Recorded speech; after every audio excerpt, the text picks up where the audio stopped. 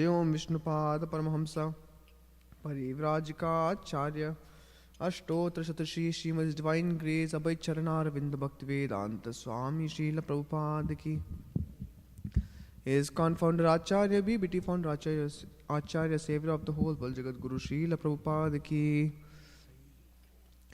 अनंत कोटि वैष्णव वृंद की नामाचार्य श्रील हरिदास ठाकुर की प्रेम से कहो श्री कृष्ण चैतन्य प्रभु नित्यानंद श्री अद्वैत गदाधर श्रीवासादि गौर भक्त वृंद की कलयुग पावन श्री हरिनाम संकीर्तन की हरे कृष्ण महामंत्र की ग्रंथराज श्रीमद् भागवतम की श्रील प्रभुपाद की Nitai Gaura Premanande.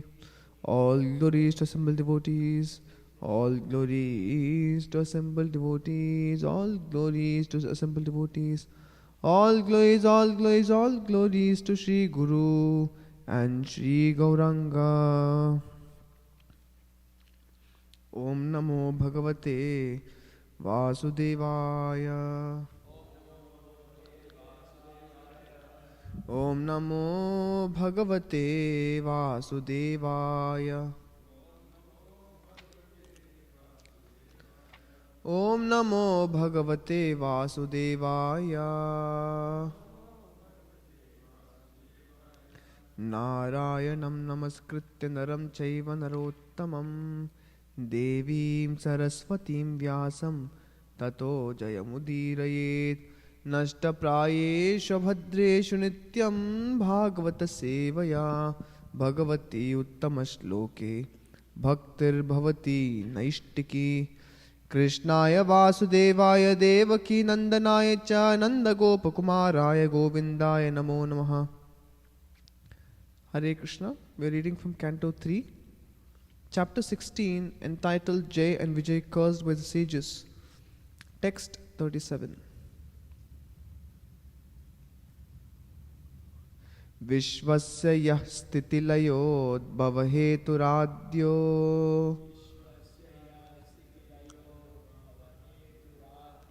योगेश्वरैरपि दुरत्यय योगमायः क्षेमं विधास्यति स नो भगवांस्त्यधीशस्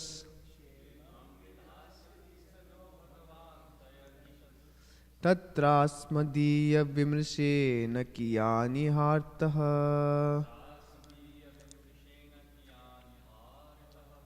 विश्वस्य यस्थितिलयोद्भव हेतुराद्यो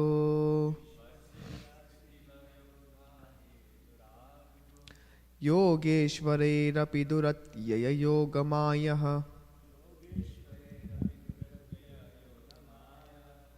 क्षेमं विधास्यति स नो भगवांस्त्यधीशस्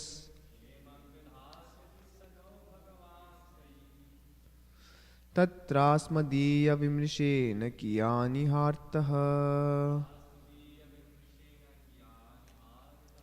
विश्वस्य यस्थितिलयोद्भव हेतुराद्यो योगेश्वरैरपि दुरत्यय योगमायः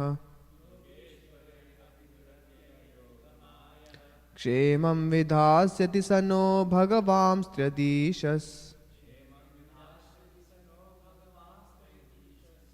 तत्रास्मदीय विमृशेन कियानि इहार्तः.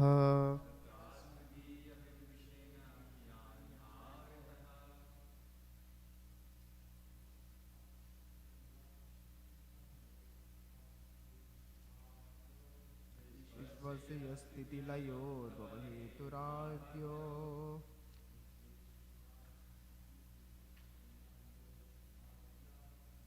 योगेश्वरैरपि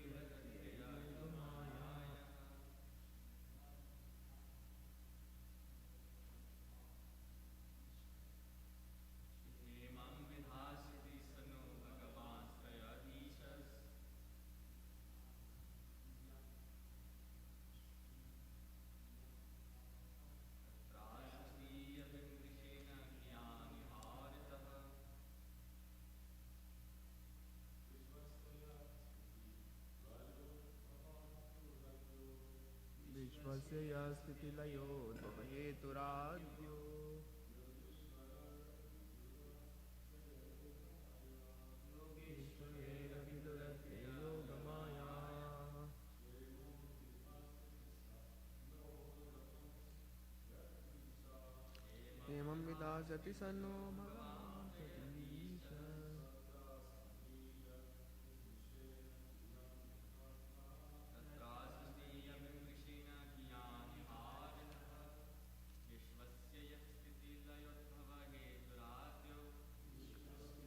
Stitilayo tvavaheturadyo.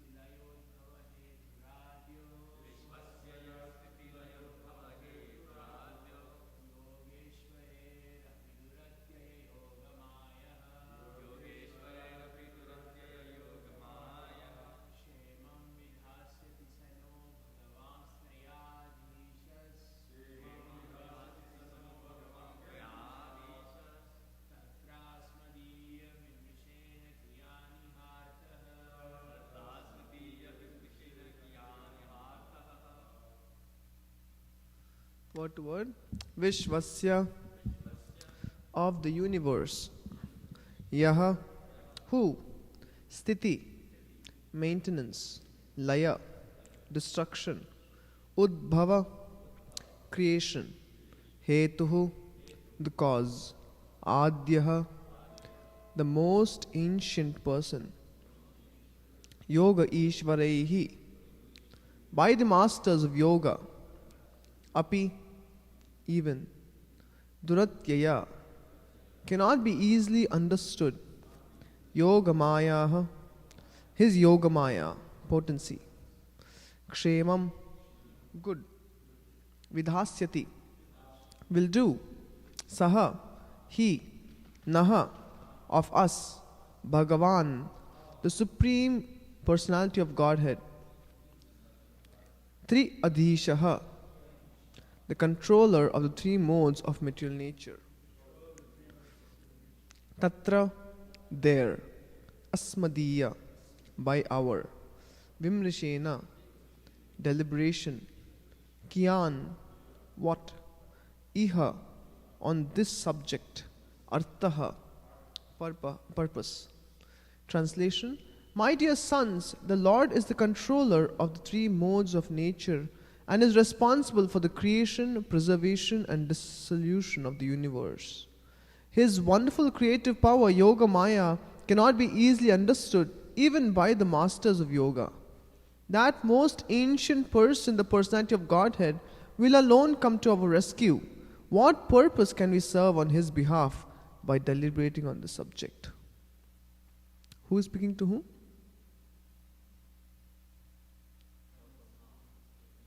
Yeah, Brahma to the demigods. So Prabhupada's purport: when something is arranged by the Supreme Personality of Godhead, one should not be disturbed by it, even if it appears to be a reverse according to one's calculations. For example, sometimes we see that a powerful preacher is killed, or sometimes he is put into difficulty, just as Haridas Thakur was. He was a great devotee who came into this material world to execute the will of the Lord by preaching the Lord's glories. But Haridas was punished at the hands of the Qazi by being beaten in 22 marketplaces. Similarly, Lord Jesus Christ was crucified, and Prahlad Maharaj was put through so many tribulations. The Pandavas, who were direct friends of Krishna, lost their kingdom. Their wife was insulted, and they had to undergo many severe tribulations. Seeing all these reverses affect devotees, one should not be disturbed. One should simply understand that in these matters there must be some plan of the Supreme Personality of Godhead. The Bhagavatam's conclusion is that a devotee is never disturbed by such reverses. He accepts even reversed conditions as the grace of the Lord. One who continues to serve the Lord even in reverse conditions is assured that he will go back to Godhead, back to the Vaikuntha planets. Lord Brahma assured demigods that there was no use in talking about how the disturbing situation of darkness was taking place, since the actual fact was that it was ordered by the Supreme Lord.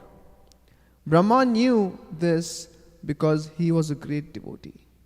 It was possible for him to understand the plan of the Lord. Thus, in the Bhaktivedanta purpose of the 3rd canto, 16th chapter of the Śrimad Bhāgavatam, entitled The Two Doorkeepers of Vaikuntha, Jay and Vijay, cursed by the sages. Om Ajnanatimmirandasya Jnananjanashalakaya Chakshurunmilitam Yena Tasmai Shri Gurave Namaha Shri Chaitanya Manobhishtam Stapitam Yena Bhutale Swayam Rupa Kadamayam Dadati Swapadantikam Vandeham Shri Guroho Shri Utapadakamalam Shri Gurun Vaishnavamscha Shri Rupam Sagrajatam Sahagana Raghunatan Vitam Tam Sajivam Sadvaitam Savadutam Parijana Sahitam Krishna Chaitanya Devam Shri Radha Krishna Padan Sahagana Lalita Shri Vishakhan Vitamscha Nama Om Vishnu Padaya Krishna Pristhaya Bhutale Srimate Bhaktivedanta Swamin Niti Namine Namaste Saraswate Deve Gauravani Pracharine Nirvishesha Shunyavadi Paschata Desha Tarine Namo Mahavadanyaya Krishna Prema Pradayate Krishnaya Krishna Chaitanya Namne Gauratvishe Namaha He Krishna Karuna Sindho Dina Bandho Jagatpate Gopesha Gopika Kanta Radha Kanta Namosate Tapta Kanchana Gaurangi Radhe Vrindavaneshwari Vrishabhanu Sute Devi Pranamami Hari Priye Vanchakal Patarubhyascha Kripa Sindhubhya Evacha Patitanam Pavanebhyo Vaishnavebhyo Namo Namaha Shri Krishna Chaitanya Prabhu Nityananda Shri Advaita Gadadhara Shivasadi Gaura Bhakta Vrinda Hare Krishna Krishna Krishna Hare Hare Hare Rama Rama Rama Hare Hare.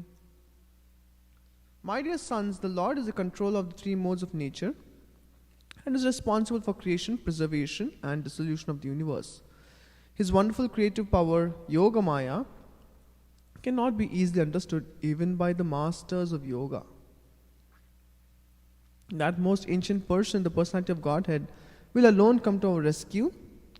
What purpose can we serve on his behalf? By deliberating on the subject. So before I begin, I would like to seek the blessings of all the assembled devotees, so that something relevant, something accordance to Guru Parampara can be spoken.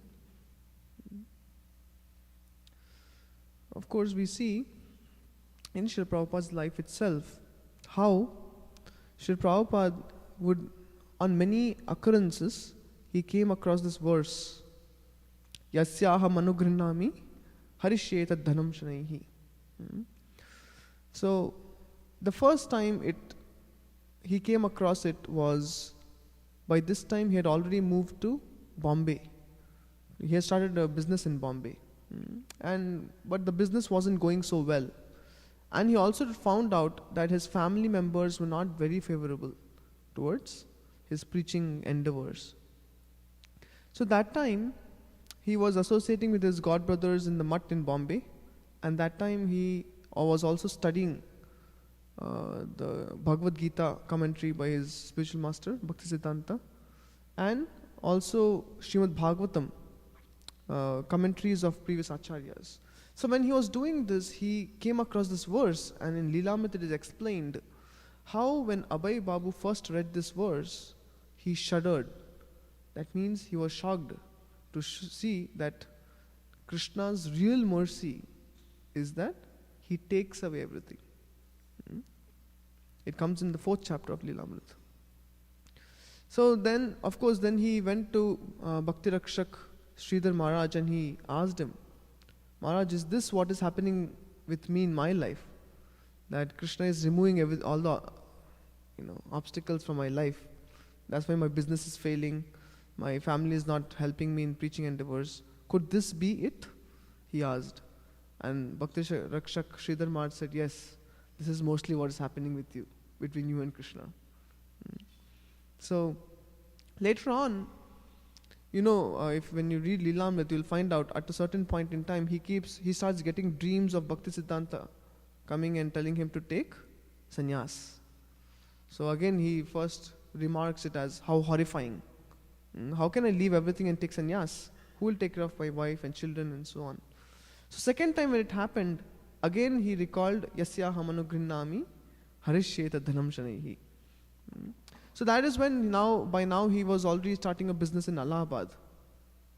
Some endeavors he was putting, but he was now more into preaching because he saw that his material life was not supporting his spiritual life. So he now started focusing completely on spiritual life.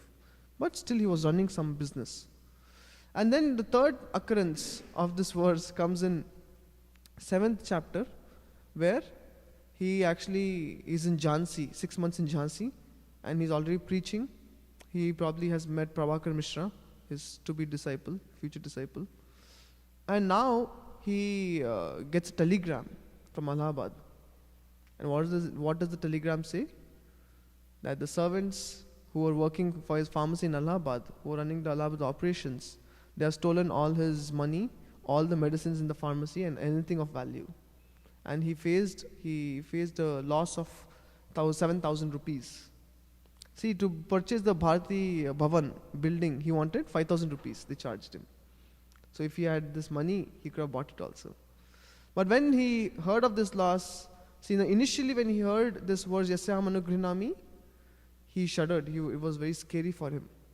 But gradually, third and fourth time when he's hearing, when this sort of thing happened, when this loss occurred, immediately he quoted, Yasya Manugrinami Harisheta Dhanam Shanaihi. And it is mentioned in Leelamrit that when Prabhupada quoted this, he laughed. He understood how Krishna is very nicely, personally dealing with him. How Krishna is very expertly removing all the obstacles and attachments in his life so that he can be free to preach. Like that it is written. He can be free to preach. So, you see, even when you see the Bhagavad Gita, Krishna riding the chariot of Arjuna, Arjuna tells Krishna in the first chapter of Gita you will study, that Arjuna is telling Krishna, please take my chariot in the middle of the battlefield so that I can see who all have assembled to fight. When he says that, Krishna has a smile on his face, because Krishna knows what is Arjuna asking for. And when Krishna happily takes him in the middle of the battlefield, what happens? Bewilderment. Arjuna becomes overwhelmed. That means he sees that his own family members, his own gurus, his own seniors, elders, juniors, peers, everyone is assembled to fight. And what is the consequence of such a war?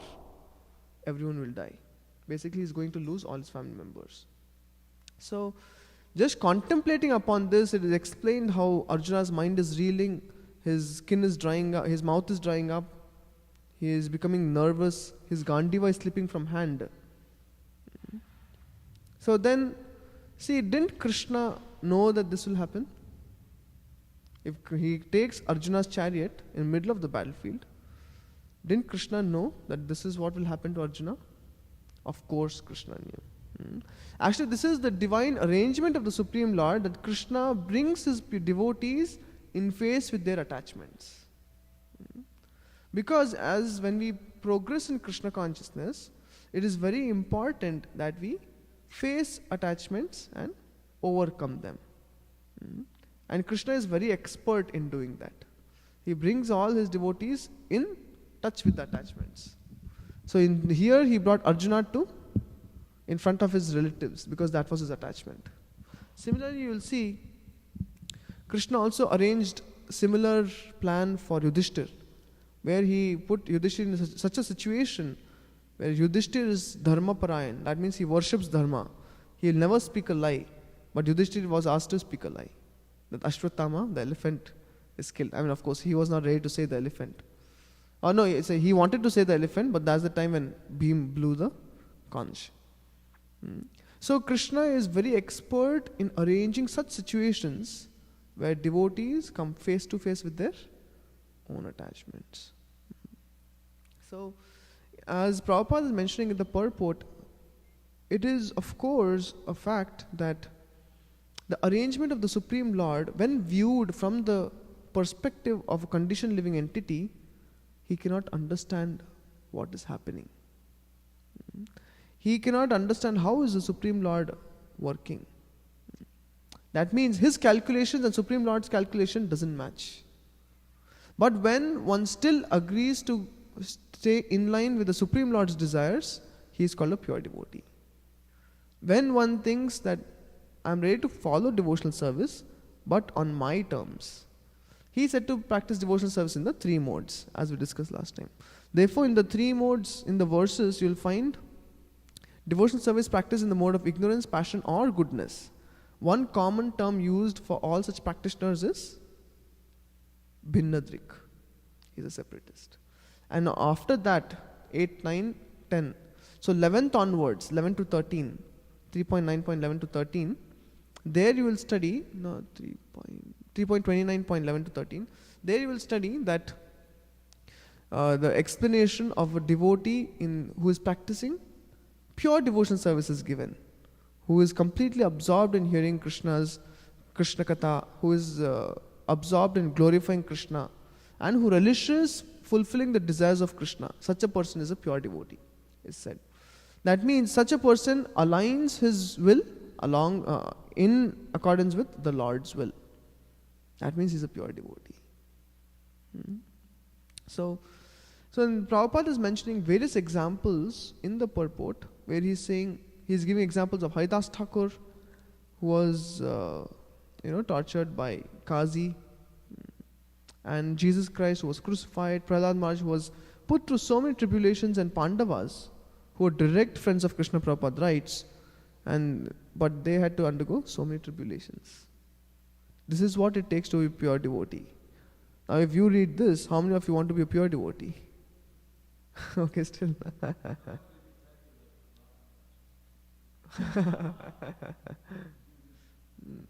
So, I was just thinking, in one lecture I was hearing from my spiritual master, in that he mentioned how Draupadi, when she was being disrobed, naked in front of all the assembly members, she actually cried out for Krishna's help, and Krishna appeared. So my spiritual master was mentioning in this lecture that actually Draupadi is a pure devotee, because when she called out for Krishna, Krishna came. Then would a pure devotee actually pray to the Supreme Lord to protect one's own body? And we can, expand it to bodily connections, bodily attachments, etc. Would a pure devotee pray for that? And then he answered the question saying, actually when Draupadi was calling out, she was completely self-realized in understanding that this body is not my body. This body belongs to the Supreme Lord. This body is a temple of the Lord. Therefore, I don't want it to be abused by anyone by looking at it lustily or trying to enjoy it, abuse it even in their minds. And therefore, she wanted to protect her body. So actually the perspective of how a pure devotee views this world is completely different. Now I was thinking, sometimes when I hear such statements, sometimes I get a thought, really did Draupadi really think that this is the body of the Supreme Lord, this body belongs to Supreme Lord, and this is, therefore I don't want it to be abused. Like I also heard in the spiritual world, the coward boyfriends, they also relish eating fruits like mangoes and everything. So then my one superior told me, I told them, this is also sense gratification, because their enjoyment comes from eating mango, isn't it? They're also doing sense gratification. But then my senior said, actually they're eating mango because that's what Krishna wants them to do. So immediately a thought came in my mind, really, is it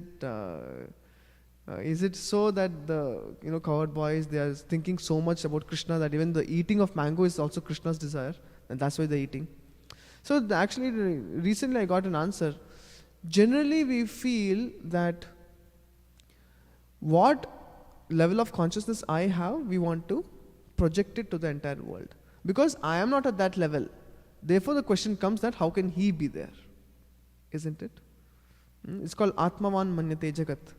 So we think because I am in such a position, it's not how can it be possible for others. Like a thief, he was running away from police.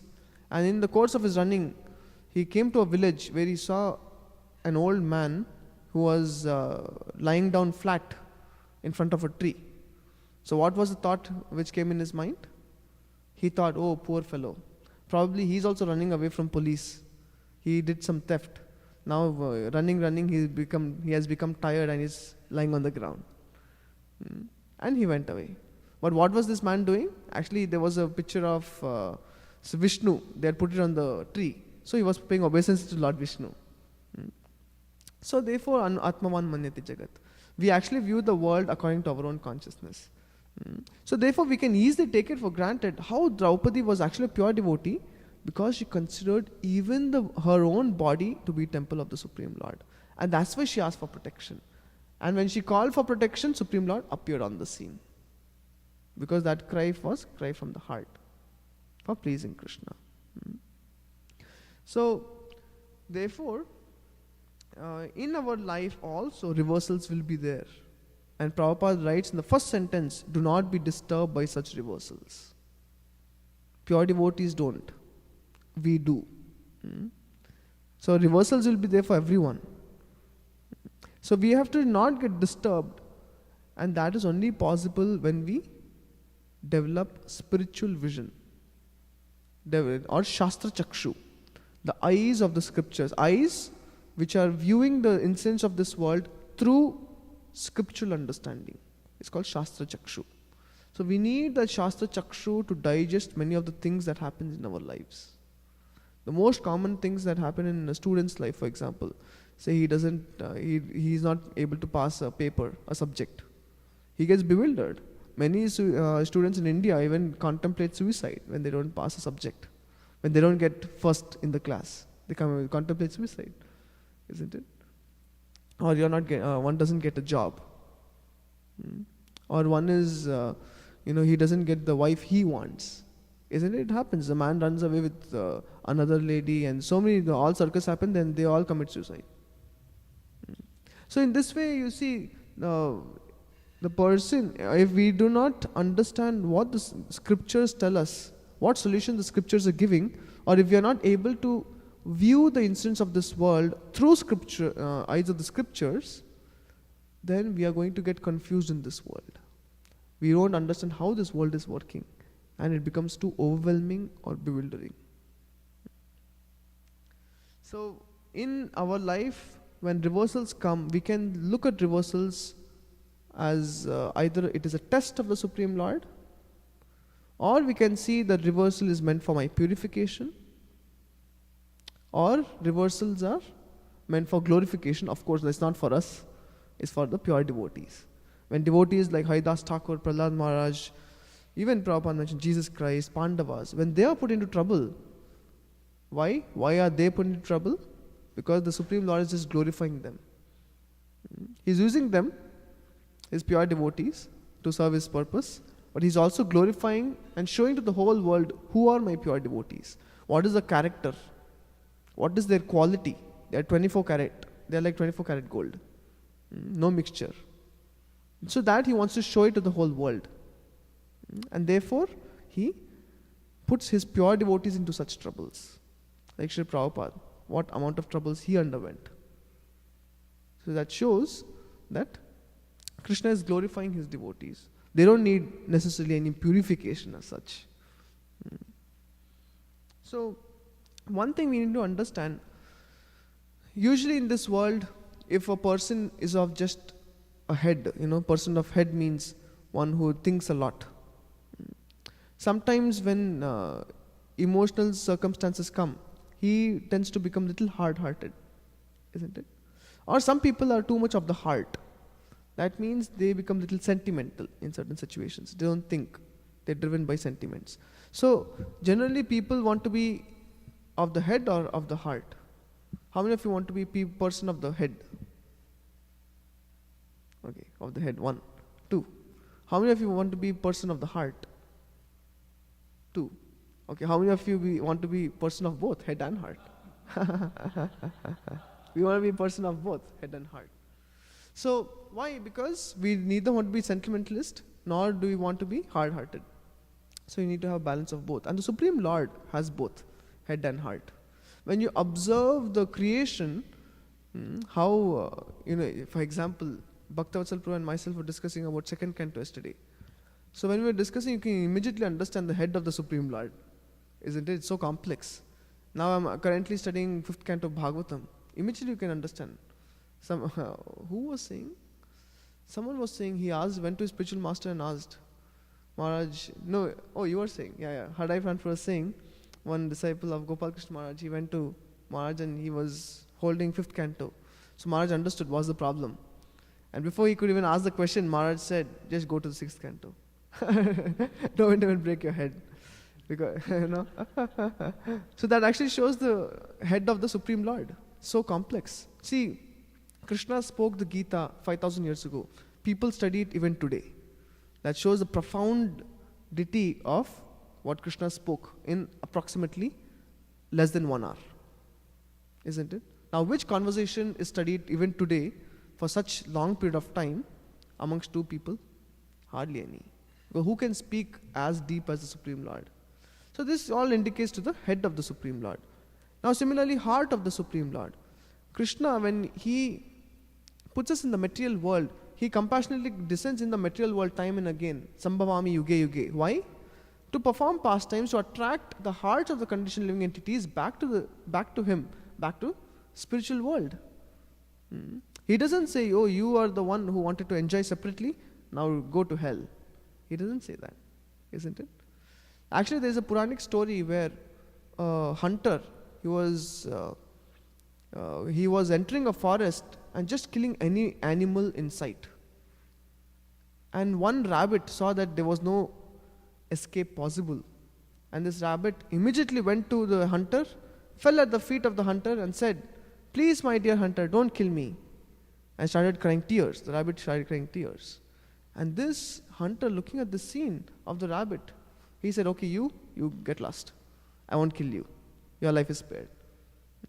So that goes to show that even a person as cruel as the hunter has some level of compassion. So what about the Supreme Lord? See, everyone is worshipping the Supreme Lord.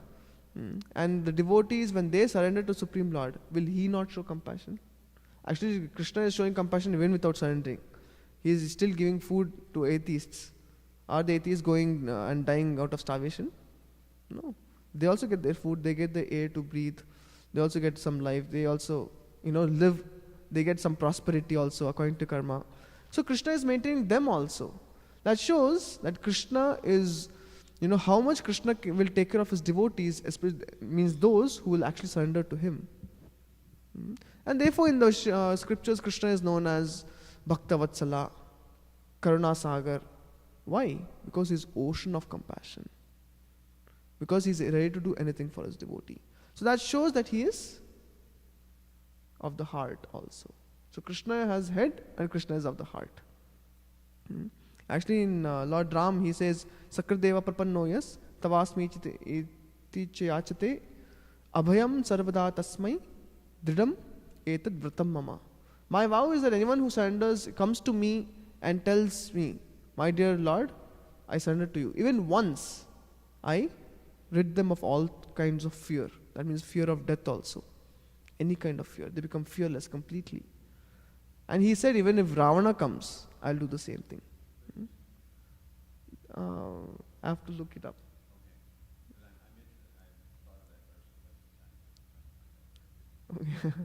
I just heard it from others. So you understand that how compassionate the Supreme Lord is.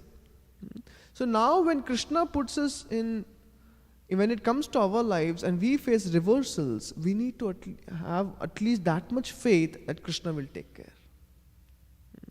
Krishna is taking care of those people who are not even surrendering to him, but we are putting endeavors to surrender. So will he not take care of us? So you see, bhakti is a very personal process. Last time we saw how, It is so personal that even piety and impiety in bhakti is also so individual. Is individual based. A person, according to one's own individual position in Krishna consciousness, piety and impiety they are actually determined. So Krishna is that person who will actually hold the devotee's hand and walk with him through the process of Krishna consciousness. Till the time we cultivate or develop faith in this, till that time Krishna consciousness is easy. Till that time we can look out our attachments and not fear. Otherwise, in the face of attachments, we will become like Arjuna who didn't hear Gita, bewildered. So that situation is open to all of us. And actually see how compassion also Krishna is. Krishna gave the entire Bhagavad Gita to Arjuna, and towards the end of the Gita, Krishna is telling Arjuna, Yatha ichchasi tata kuru. Now you do whatever you want. I was just thinking, if I spend some 1 hour with any student, I expect that he follows what I'm saying. Otherwise, I'll never spend 1 hour. Krishna spends, and at the end, he's saying, Yatha ichchasi tata kuru. My dear Arjuna, do whatever you like.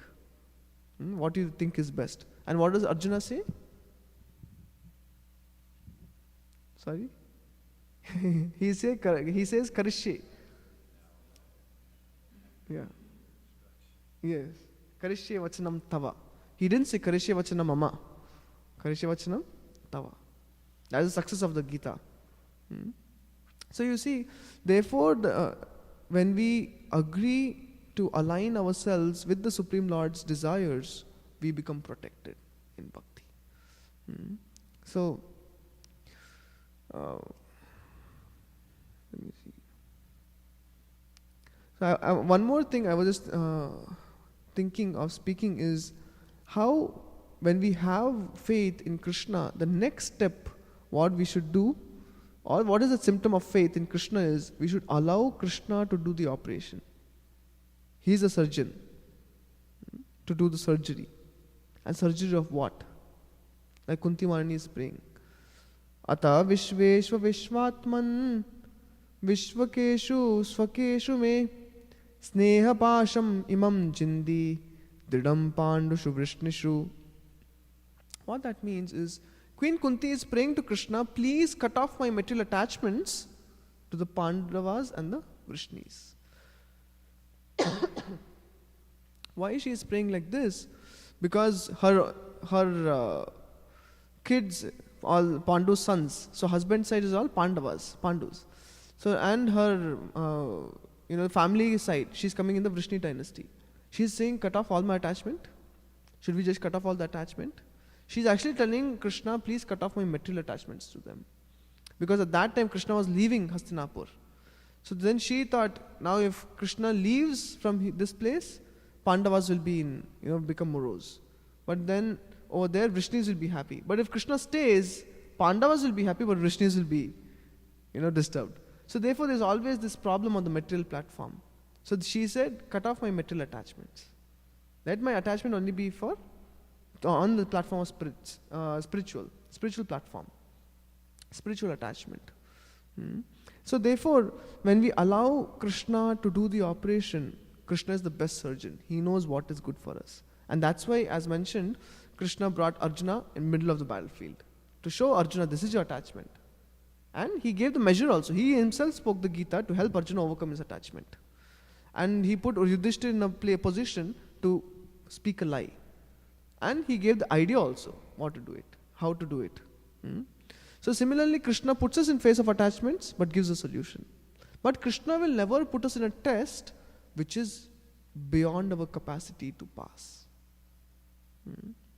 So, you see, in our life, we will come across attachment, but if we understand this attachment to be an obstacle on the path of bhakti, it's easier to overcome it. Why? You see, there was one, I don't know who exactly, there was some Goswami, he was sitting and giving class. Then all the audience, one person in the audience, he asked one question that, what to do, Goswami ji, that I want to overcome attachments, but Maya never leaves me. He asked like this, what to do? So then the Goswami got up and immediately ran. So whoever was sitting, they also got up and ran behind Goswami. thinking, what happened? So they were following, and he came across a tree. Immediately he embraced the tree, and he was saying, leave me, like that he was saying. Then the people thought probably he has gone crazy. Why is he saying, he's the one holding it, and he's saying, leave me. And then the Goswami spoke. He said, this is our condition. We are holding on to attachments, and we are saying, please, I want to get rid of attachment. How is it possible?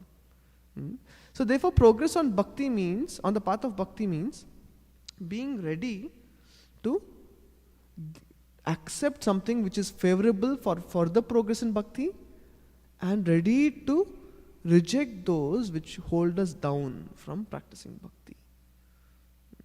So initially when we come to Krishna consciousness, it's very difficult to follow in 4 regulative principles. But gradually when we get enough knowledge and association of devotees, and we have taken enough prasadam, so that time we have to be ready to give up breaking the 4 regulative principles. That means you have to start following. And gradually we are following 4 regulative principles, chanting few rounds, but getting up early is difficult. So then the attachment to early morning sleep, it is said the sleep is sweetest in the early morning hours. But give it to Krishna, then Krishna won't cheat you. He'll give you better happiness than the happiness you get in the early morning sleep. So that is progressive. Then gradually one even gives up, eating onion garlic, he gives up. He also gives up watching mundane movies, eating karmi food. He gives up all this gradually, and he gradually becomes pakka devotee. But it doesn't end there. And then one gets initiated also. Then it said that is the beginning of spiritual life. And then we start going deeper and deeper. Deeper and deeper means now whatever we are doing, following 4 regulative principles and giving up, onion, garlic, etc., all these things which we spoke about, this is all on the gross platform. But now we have to become subtle in practice of Krishna consciousness.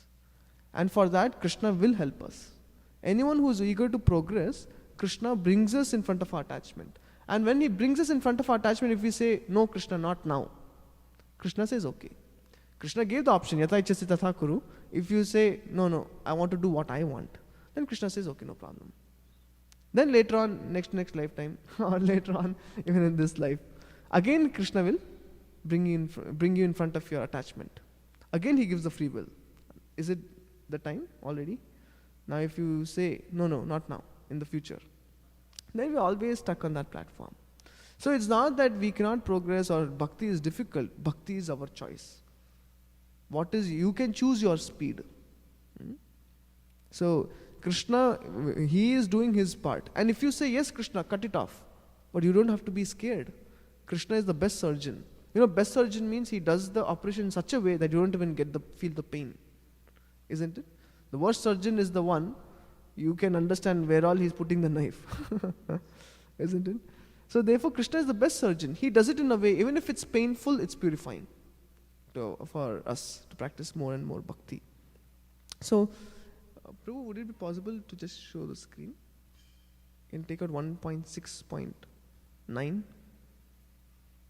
Just end with that.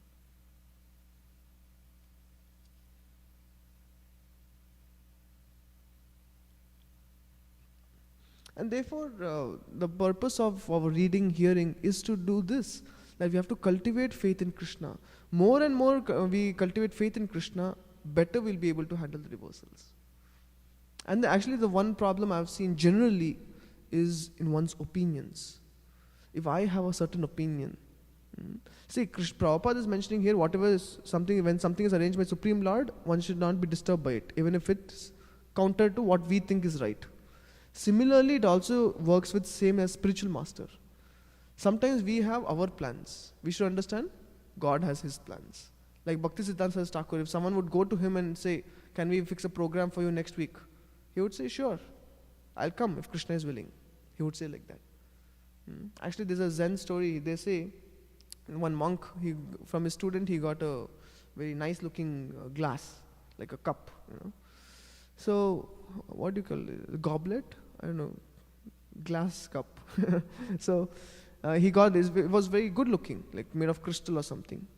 But he would always tell himself that this will break one day. like that. And one day it eventually broke. Someone knocked it down and it broke. And then was he affected? No, he was not at all affected because he predicted it. It will break one day.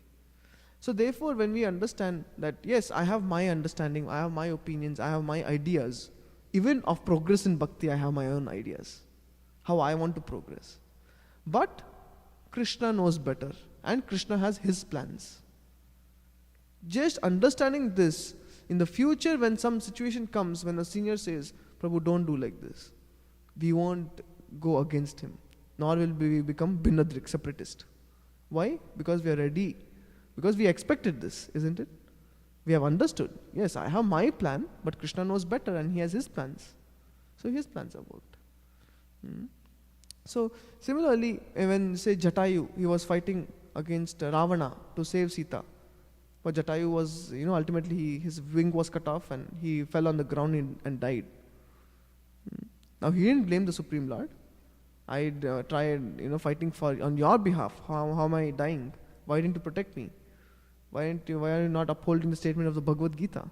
Kante pratijanihi name bhakti praishyati. But Krishna didn't save him. He did save him. When Krishna says sarvadharman parityajya mamekam sharanam vraja aham tvam sarva papebhyo mokshishyami masuchaha, Krishna is saying that I will protect. But what? The soul, not the body. Body will anyway die. Will you by becoming a devotee, will you have the same body forever? No.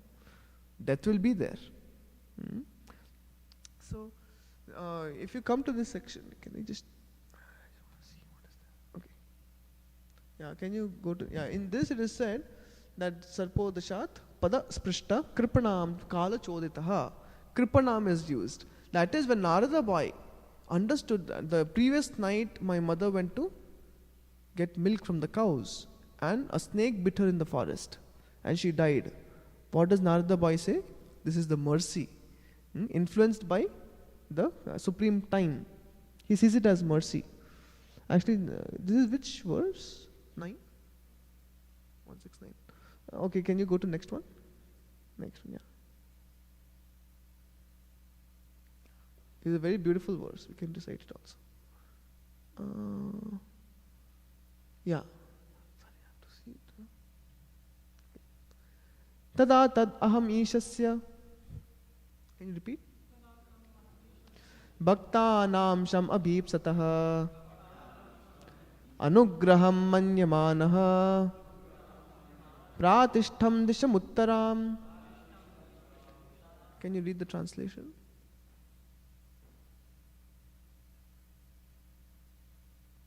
Loudly. Me? Yeah.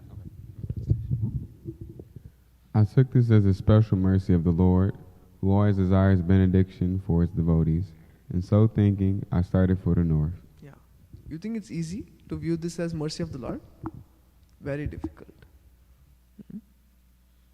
That means by now he's already, highly self-realized. Of course, by the association of the Bhaktivedantas, the pure devotees.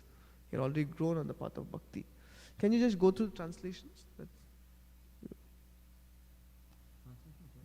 No, there's the translations. If you go up and click on, up. Just click on chapter 6. It'll give you all the translations.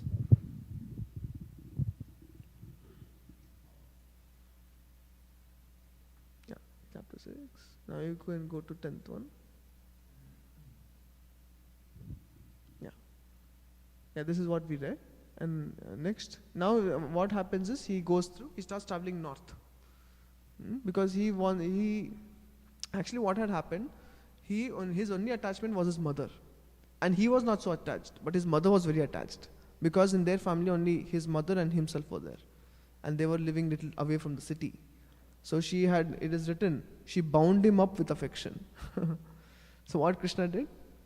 Krishna, of course through the influence of time, the mother died. But he could view it as Krishna's mercy, which is not easy.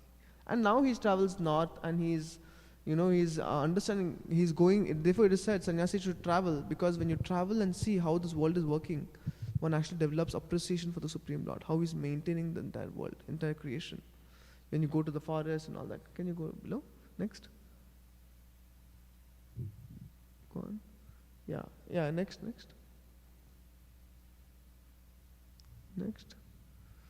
And finally, of course, then once he starts meditating in the forest under the tree at night. Yeah, can you go next? And there he sees the Supreme Lord appeared on the lotus of his heart. Can you read this translation?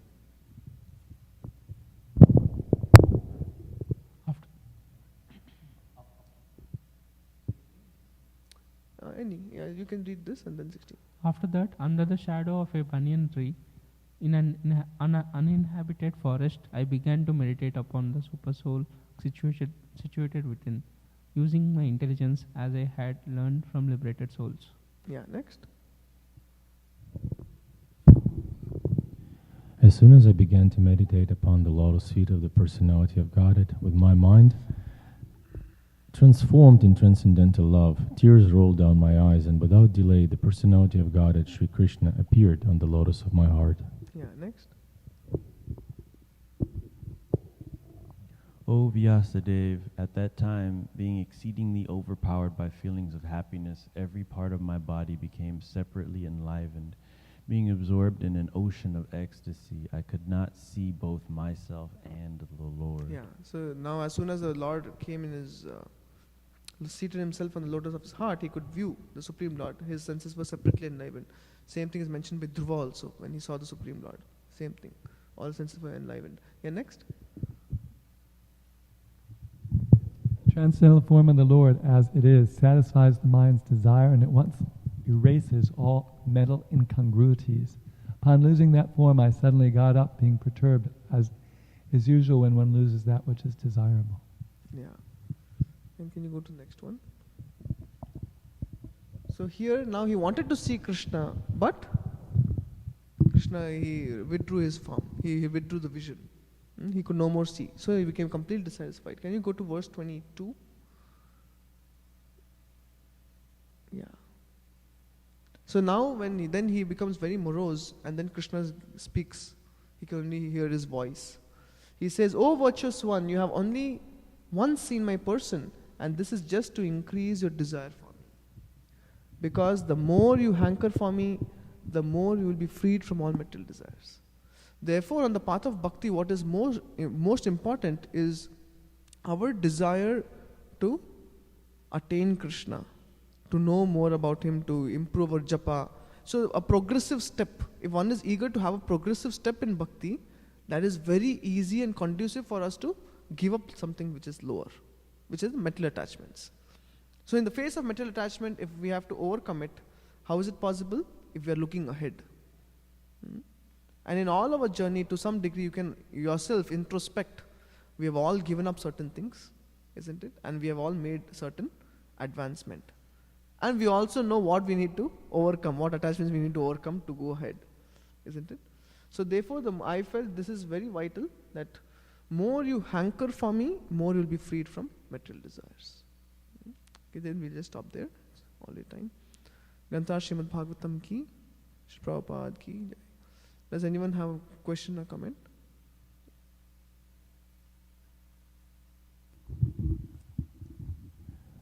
Thank you very much for this nice lecture, Arjunānanda Prabhu. Brilliant as usual. It's very interesting, first, like a little comment, that you mentioned the story about the rabbit that surrendered to the hunter. I was just listening to Bhaktivedanta Maharaja's seminar in Netherlands that he gave just before he came here. He was in Netherlands, and he was speaking on the seminar on the Sharanagati, and he brought up the same story, and that was the first time I heard that story in my life. This is the second. This is really interesting coincidence.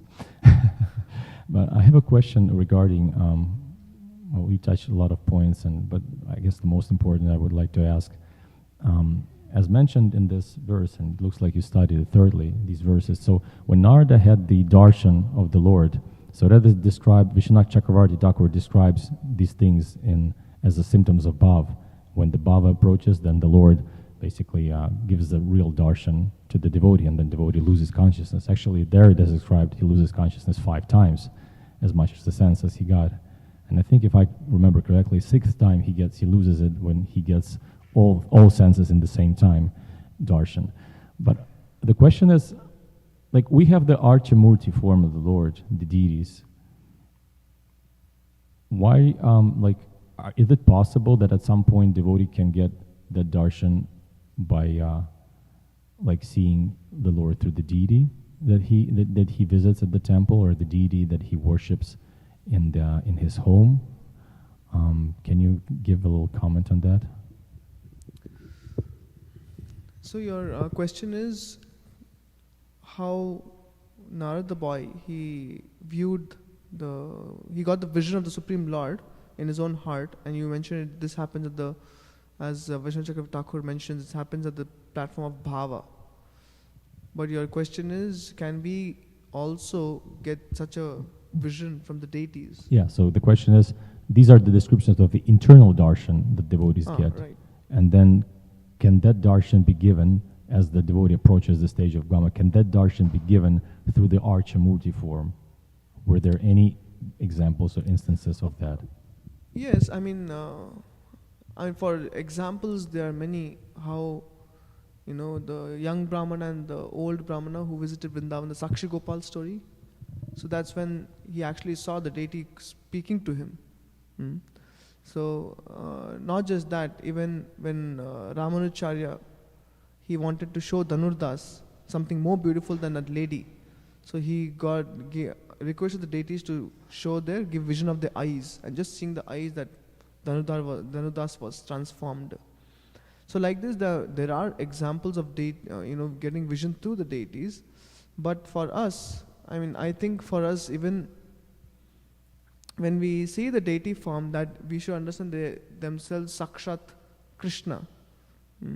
So one thing I'm finding difficult to understand is, are you asking if Krishna will come in front of us face to face, and then he'll give his darshan? Because otherwise Krishna is giving his darshan. Yes, but face to face. Yes, but the symptoms of darshan are explained. So the two examples of the symptoms of the darshan that Krishna gives, when the devotee actually sees him, that he falls, he loses consciousness, and he exhibits ecstatic symptoms like that. We are not exhibiting that. Yeah. We are seeing but not seeing. I'm asking, can we actually see at some point? So is that possible? That means, therefore, in the same section, what the Supreme Lord is telling Narada, the small boy, is, I have just given you a slight vision. But for continuous vision, you have to purify your heart. See, even when Krishna was personally present in this world, Duryodhana didn't get ecstatic symptoms. Isn't it? How many people got ecstatic symptoms? How many people understood he's the Supreme Lord? Why? Because even actually the heart has to get purified to understand and perceive the presence of the Supreme Lord. And then for a pure devotee, it is mentioned, see, Stavar Jangama Sange, Nade Ketar Murti, something Ishta Deva Spurti, it comes. So a pure devotee, even he can see a tree and he can see the Supreme Lord there. He can, it is mentioned, the gopis would look at the clouds, seeing its blackish form, they would say actually it's Krishna. Why? Because they are mad after Krishna. So I think it's a question of purity of heart and absorption in Krishna. Because for pure devotee, he sees Krishna everywhere. Like Prahlad, it is said wherever he could see, Hiranyakashipu is asking, is your Supreme Lord here? Prahlad said yes. He could see actually. Yeah. So he could see everywhere, and Hiranyakashipu is saying where? I don't see anywhere. So that's the difference. Pure devotee is seeing everywhere, but atheist is saying Krishna is nowhere. So it's a matter of vision. And that vision is based on purity of heart, in my understanding. If Maharaj, anyone would like to add to this? To his question, Maharaj, would you like to? You're asking me for further elucidation on this question? Well, yes, it's all a matter of how purified one is to be able to connect directly with the Supreme Lord. We find that in Harinam Chintamani it says first there is Nam, then there is Rup, then there is Gun, and then there's Leela. So these are progressive stages of entering into an actual relationship with the Lord. So by chanting Krishna's name, if we do it nicely, we will eventually come to the point where we will feel Krishna's form in the chanting process. And that leads forward to where we will actually feel within ourselves a direct connection with the guna, or the qualities of the Supreme Lord. They won't just be theoretical qualities we talk about in Bhāgavatam class. We will actually feel those qualities of the Supreme Lord. Finally, there's Leela. That's where you see the Supreme Lord and you're interacting with him, and as a whole, that's the final end product of Krishna consciousness. And we know there are 9 stages of devotional progress, Ado, Shraddha, Tada, Sada, Sangha, etc. So as you get up towards Shaktis and to Bhava, then Prema, that's where you go from just hearing the Lord's name, Nam, to Rup, then Guna, and then Leela. What's that? That starts from the Shakti stage. Yeah, I think, right, that essentially, from the way I understand it, all the way up to ruchi, or taste, up to that point, we are still, for the most part, within what's called sadhana bhakti. We are engaged in activities that are done not because we have a genuine feeling for the Supreme Lord, but because we know we should. We're philosophically sold on the idea of Krishna consciousness. So we know we should, and we've had many good experiences, and we like the process of Krishna consciousness. As you get further up on that ladder, Krishna consciousness becomes more and more attractive. But when you get to Asakti, then you first start to actually make real contact with your relationship in the spiritual world. That's what attachment means. One begins to get an attachment for a particular kind of relationship, which means we already have an eternal relationship with the Lord, but we don't know what it is. But enough purifications happen by that point that it starts to shine through. And these are described in those kind of mysterious later chapters of Bhakti Rasamrita Sindhu, So then it becomes thicker. You begin to get introduced to the family that you actually are a part of in the spiritual world. You begin to understand what your service is. You begin to engage in it and know what other gopis or manjaris are involved in that same service.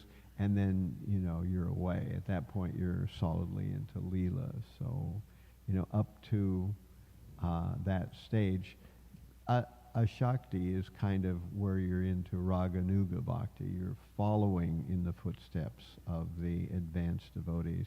But when you finally get to Bhava, there you're in Ragatmika Bhakti. You're actually in the Leela itself. So it's a gradual process. Sometimes it's also described like making sugar, that you start off with gur, or brown sugar when it's just done from cane, and it's boiled down and it becomes gur, which is more solid and more sweet, and all the unsweet, wooden aspects of the cane are gone from it. And then it gets cooked down even more and more, and eventually it winds up being crystalline sugar, which is what we call sugar candy. So then when you get to that stage, that's pure bhakti. So it's a gradual progression of going deeper and deeper. And that's how I would describe it. So I had just a small thing which I said. So when the Supreme Lord gave his darshan, so that for us it is, he gave basically a higher taste for the Narada boy to aspire for. So similarly in our life also, sometimes, some days you can observe in Krishna consciousness, you're very ecstatic. You're in Harinam and this is like the best Harinam experience. You're doing some service and you can really connect yourself with Krishna. But sometimes for the purpose of purification, Krishna has to withdraw that taste. Just like he withdrew his form from the vision of the boy. So why he does that? Because when he does that, he is actually inspiring us to go deeper. So I've seen when such things happen in my life, that is the time I think, that is the experience I wanted back. So I'm ready to work harder for it. Anything? Yeah. Yeah, that's the what's called the abhasya stage. You know, you have it's described that before the sun rises, already the sky is light and all ghosts and fearful animals have gone away. You know, so as the full full sun of the holy name rises in the heart, then even before you see the sun, already there's illumination and there's a missing of all fearful elements. Actually, an interesting story about 10 years ago here in this temple. That's where we used to have one of our gatekeepers. We didn't have Jayan Vijay. We had Jagapati as our gatekeeper here, and he was always at the front gate there. And a man came in, you know, who had never been here before, and he was looking at Radha Govindadev, and then suddenly he screamed and ran out and said, "That's alive! That's alive!" So it terrified him. So sometimes it can work like that, you know. We're trying to get some darshan or some deep realization, and somebody who's never been here before suddenly actually witnesses the Supreme Lord moving and something. Of course, there's another story that there was a girl that became a devotee, and her mother was Catholic and was really not interested in Krishna consciousness at all. She was trying to figure out how to talk her daughter out of being involved in spiritual life. And that was when the Prabhupada Museum was on the 3rd floor there. And so one time she came with her daughter and they went into the Prabhupada Museum. And this mother saw Prabhupada move in the museum, and at that point she gave up all fear of her daughter being involved in Krishna consciousness. So these kind of things do happen. You know? It's like that story with the Muslim. It's like similar to the story with the Muslim that screams haram, haram, dies and gets the 404. It's like Kripasita, like Krishna is the best joker in the universe. Thank you. Śrimad Bhāgavatam ki jai, Śrila Prabhupada ki jai. Radha Govinda Deva ki jai.